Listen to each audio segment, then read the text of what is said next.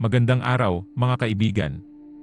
Sa ating video ngayon, tatalakayin natin ang awit isa mula sa Biblia at kung paano natin ito maya-apply sa ating buhay.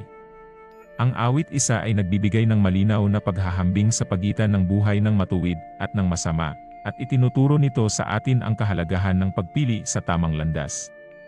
Bago natin simulan ang paksa, mabuti na mag-subscribe kayo para makareceive kayo ng mga videos na gaya nito na puno ng aral na galing sa Diyos. Simulan na natin ang video. Unang aklat, awit isa.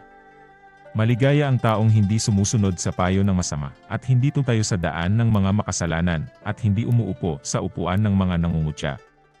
Sa halip, nalulugod siya sa kautusan ni Jehovah, at ang kautusan niya ay binabasa niya ng pabulong araw at gabi.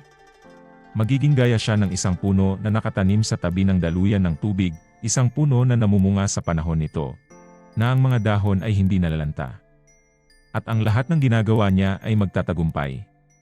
Ang masama ay hindi ganyan, gaya sila ng ipa na tinatangay ng hangin. Kaya ang masama ay hindi mananatiling nakatayo kapag hinatulan sila, at ang mga makasalanan ay hindi mananatiling nakatayo kasama ng nagkakatipong mga matuwid. Dahil alam ni Jehovah ang daan ng mga matuwid, pero ang daan ng masama ay maglalaho. Ang awit isa ay tunay na kahanga-hanga at nagbibigay ng malalim na pananaw sa kung paano mamuhay ng may katuwiran at integridad.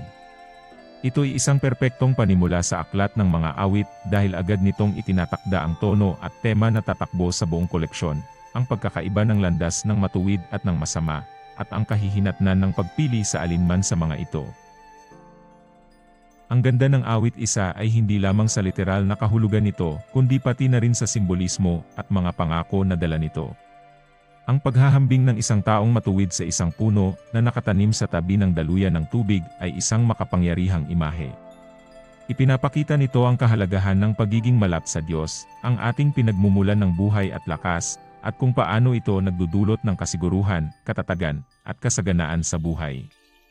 Sa kabilang banda, ang paglalarawan sa masasama ay parang ipa na tinatangay ng hangin ay nagpapahiwatig ng kanilang kakulangan ng direksyon, katatagan, at huling pagkawasak.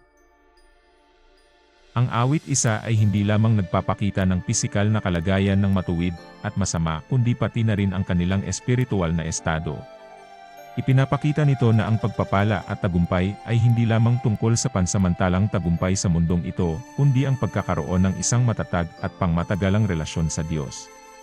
Ang pagiging maligaya o mapalad ay hindi lamang isang pansamantalang emosyon, kundi isang estado ng pagiging na nakabatay sa pagiging nasa tamang relasyon sa Diyos.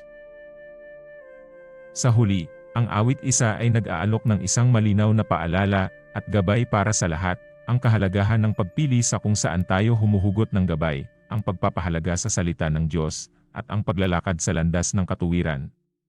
Ito ay isang paanyaya at hamon na mamuhay ng may layunin, na ang ating mga desisyon at kilos ay umaayon sa kalooban ng Diyos, na nagdudulot ng tunay na kaligayahan at tagumpay.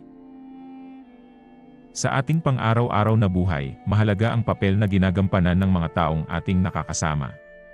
Isipin mo na lang, sa tuwing tayo ipipili ng kaibigan o ng mga taong ating lalapitan, para na rin nating pinipili ang direksyon kung saan tayo patungo. Tulad ng isang binhi na itinatanim, kung saan ito itinanim maging sa matabang lupa o sa bato, ay lubos na makakaapekto sa paglago nito. Kaya, kung ikaw ay may kaibigan na laging nag-aaya sa iyo na gumawa ng mga bagay na labag sa mga tamang prinsipyo sa Biblia, maaaring oras na para sa iyo na pag-isipang mabuti ang inyong ugnayan. Hindi ito nangangahulugan na tayo ay maging mapanghusga o ilayo ang ating sarili sa mga nangangailangan ng tulong o gabay. Sa halip, ito ay paalala na ang ating oras, enerhiya, at kung sino ang ating pinapayagang mag-impluwensya sa atin ay may malaking epekto sa ating paglago maging ito man ay sa espiritual, emosyonal, o intelektual na aspeto.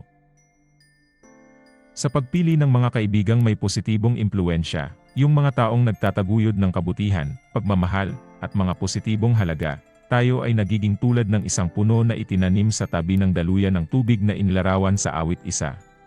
Matatag, lumalago, at namumunga. Kaya, naway maging mapanuri tayo sa ating mga pinipiling kasama at impluwensya, hindi dahil sa ating pagiging eksklusibo, kundi dahil sa pagnanais nating lumago sa tamang direksyon.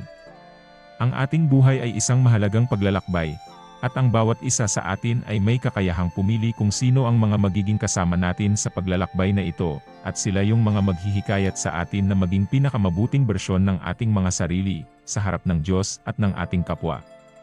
Bilang buod o sumaryo ng ating paksa. Ang buhay ng matuwid, ayon sa awit 1, ay inihalin tulad sa isang puno na nakatanim malapit sa daluyan ng tubig at tiyo ay matatag, lumalago, at namumunga sa tamang panahon. Ang matuwid ay yaong nalulugod sa kautusan ni Jehovah, binubulay-bulay ito araw at gabi, at sumusunod sa mga prinsipyong itinuturo nito. Sa pag-iwas sa payo ng masasama, sa landas ng mga makasalanan, at sa upuan ng mga nangungutya, ang matuwid ay nagtataglay ng isang buhay na puno ng layunin, kapayapaan, at espiritual na kasaganaan. Sila ay nasa ilalim ng patnubay at pagpapala ni Jehovah, at anuman ang kanilang gawin ay magtatagumpay. Sa kabilang banda, ang buhay ng masama ay inilarawan bilang ipa na tinatangay ng hangin, ito ay walang katatagan, direksyon, o pangmatagalang halaga. Ang mga masasama ay hindi sumusunod sa kautusan ng Diyos at pinipili ang landas na taliwas sa kanyang mga utos. Dahil dito, hindi sila mananatili kapag dumating ang panahon ng paghuhukom, at hindi sila makakasama sa nagkakatipong mga matuwid. Ang kanilang mga daan, na walang pundasyon sa katotohanan at kabutihan, ay hahantong sa pagkawasak at paglalaho. Kung natagpuan niyo ang mga pananaw na ito, nakapakipakinabang, at nagnanais kayong i-receive ng ganitong uri ng content, hinihikayat ko kayo na mag-subscribe sa ating channel.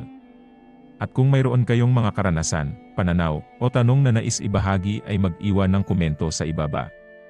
Higit sa lahat, kung sa palagay niyo ay makakatulong ang video na ito sa inyong mga mahal sa buhay, at mga kaibigan o mga kapatid ay mangyaring i-share o ibahagi ito sa kanila. Sa pagbabahagi ng mga ganitong uri ng mensahe, tayo ay nakakatulong sa pagpapalaganap ng positibo at makabuluhang impluwensya sa mundo. Maraming salamat sa paglaan ng oras sa pakikinig at pagbulay-bulay kasama ko.